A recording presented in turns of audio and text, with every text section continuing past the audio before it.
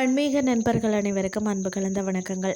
இன்றைக்கு நாங்கள் ஆன்மீகம் சம்பந்தமான பதிவில் பார்த்தீங்கன்னு சொன்னால், நீதியை வழங்கும் மகா சக்தி மாசாணி அம்மன் மிளகாய் அரைத்து நேர்த்திக்கடன் செலுத்தும் அபூர்வ வழிபாடை பற்றி தான் நாம் இன்றைக்கு பார்க்க போகிறோம். நமது தமிழகத்தில் எத்தனையோ சக்தி வாய்ந்த ஆலயங்கள் இருந்தாலும், கோயம்புத்தூரில் பார்த்தீங்கன்னா பேரூரில் அமைந்திருக்கக்கூடிய அருள்மிகு மகா சக்தி மாசாணி அம்மன் திருக்கோயில் தான் மிகவும் தனித்துவமானது. இங்குள்ள வழிபாட்டு முறைகள் பக்தர்களிடையே மிகுந்த நம்பிக்கையை ஏற்படுத்தி வருகிறது.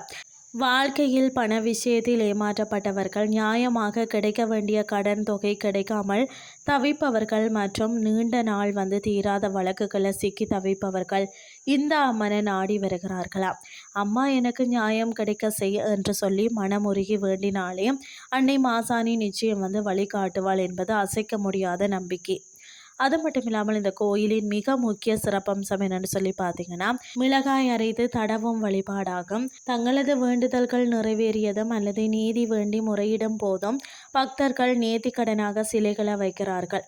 அந்த சிலைகளின் மீது பார்த்தீங்கன்னா காரமான மிளகாயை அம்மியில் வச்சு அரைச்சிட்டு தடவி வழிபாடு செய்கிறார்கள். இப்படி செய்வதன் மூலம் தீய சக்திகள் விலகி, எதிர்ப்புகள் பார்த்தீங்கன்னு சொன்னால் நீங்கி, நியாயமான கோரிக்கைகள் விரைவில் நிறைவேறும் என்பது ஐதீகம். அதாவது மண்ணாலான சுயம்பு மூர்த்தியாக தானாக உருவான இந்த அன்னை தான் பேரூர் அங்காள அம்மனின் காவல் தெய்வமாகவும் விளங்குகிறார். அதாவது நொய்யல் ஆற்றின் கரையில் இயற்கை எழில் சூழ்ந்த மயானத்திற்கு அருகில் அமைந்திருக்கும் இந்த தலம்தான் ஆன்மீக ரீதியாக மிகவும் சக்தி வாய்ந்ததாக கருதப்படுகிறது. நீங்களும் உங்களுடைய வாழ்க்கையில் தீராத நிதி பிரச்சனைகளோ அல்லது அநீதியாலேயோ பாதிக்கப்பட்டிருந்தால் ஒரு முறை பேரூர் மாசாணி அம்மனை தரிசித்து வாருங்கள்.